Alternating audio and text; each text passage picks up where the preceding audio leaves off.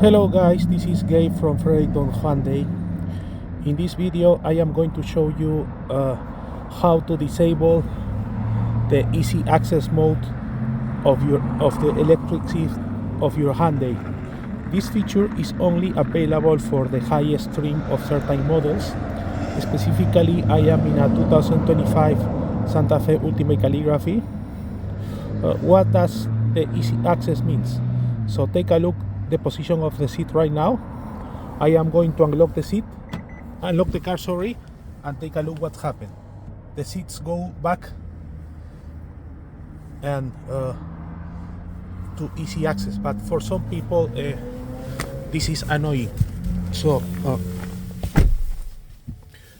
there is an option in the car to disable how to do that. So let me show you. So you need to go to setup, then go to vehicle, then go to seats, and then go to seating easy access. And then you have the normal, that is the one that is right now, extended for more movement of the seat, or the off one, because some people don't like that feature. Alright, that's it. If you have any questions or concerns, feel free to let me know. Have a great day.